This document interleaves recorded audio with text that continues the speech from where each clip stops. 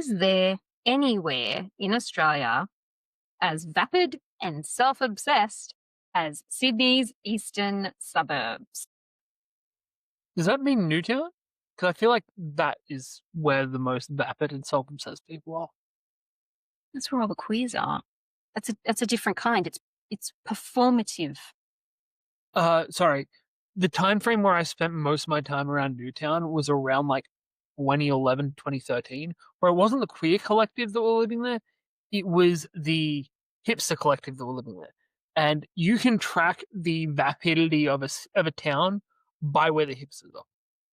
Yeah, but see, with the cultural shifts, the only hipsters that were able to stay there now had to actually have talent as it's grown as like a cultural hub, particularly like around the Enmore Theatre and all of the performances that happen there.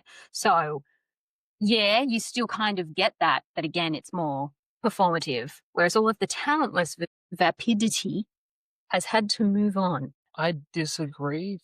Just in the ones that are actively performing are the ones that have had to be at a high skill level. The ones that are just hanging around constantly, not so much. It's the vapid, self-obsessed high opinion of oneself while at the same time gloating about how important it is to be authentic that I find incredibly disingenuous. Hipsters. And then you have the wannabes mindlessly lining up for some fad just so they can make the Instagram reel. Look at me, I'm in the East, lining up for a cinnamon scroll, I'm in the East. Run club, the bread in the pavilion, skid latte. That guy either also missed his meds or took too much of it. We're still talking about hipsters though, right? I don't know. If we're talking about the eastern suburbs, I'm thinking about all of your rich Soccer mums? boomers and your influencers and shit that have moved into like that Bondi and like the Northern Beaches areas. Right, I'm thinking of east in the wrong direction. East is only one direction. I know, but my brain was mixing up Sydney in where would be the eastern suburbs. No, the hipsters can't afford to live in the eastern. Talentless and too young. Some of them could have married really old guys or women. Top comment. Clearly, you haven't visited Byron. Would Byron Bay not be an eastern suburb? What? No, not Byron. God. You're thinking like Bondi. Yeah, like Bondi. No, Byron Bay is about 6 hours north. I used to think Byron was vapid as fuck until I moved there. The locals that genuinely live there are pretty normal people. It's the influencers that pretend to live there that give it a bad rap. Yeah, Byron is great. I did get refused entry to a bar there when I went up for a trip one year. My passport had expired. So the part that is the I need to make a point of in this is that was the fourth bar I'd been at that night, and the passport had been my ID at all four places. Byron Bay just does not give a fuck. Because of the farms that are in the local area, you also end up with a similar thing to Coffs Harbour where you have a metric fuck ton of working holiday visa people. I don't know if it's that way anymore because post-COVID has really shut down the amount of working holiday visas we've been giving.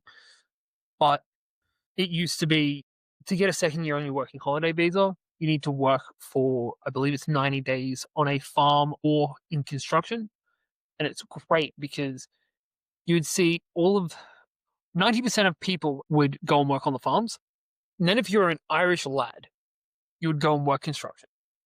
Because every road crew on the East Coast that is hiring working holiday visa people, they're run by an old Irish guy, and he just hires young Irish people to give them the second year. Why? I feel like if anything, he'd be like, you're going to be drinking through my profits, mate. No, because you're getting paid by the hour. If you're not doing a good enough job, there is like 20 more young Irish fellas at the fucking hostel to come work for it. Yeah, trust Australia to always be able to find more white people. It's something us and the Irish have in common. Yeah, as someone who grew up in that region from the late 80s, still referring to Byron Bay, from the late 80s to the early 2000s, and still return to visit family periodically, I can say most residents are fairly recent fly-ins and are still fairly representative of the vapid twats that the OP was asking about. Byron has almost always been like that, though. First, it was the fake hippies of the 80s and 90s, then the boho scummy rich kids, then the hipsters, and now the influencers. It just attracts vapid fake people. I do love the fact that cannot remember the name of it. There's a town just outside of Byron where all of those fake hippies just moved to when they got kicked out of Byron because it's the weed capital of Australia. And I've heard stories of people going there and just having somebody come and knock on their window while they're stopped at a light to try and sell them pot. The cops don't care because it's like, hey, if we keep this contained here, like an hour in every direction doesn't have to worry about weed sellers. So it's like, yeah, we're just going to keep it contained here. And if we ever need to raid somewhere and like make it look like we're doing a good job, we'll go and hit that We place. know where to go. Exactly. I do love the fact that this has gone very quickly from, hey, what the fuck's going on with the eastern suburbs to fuck Byron?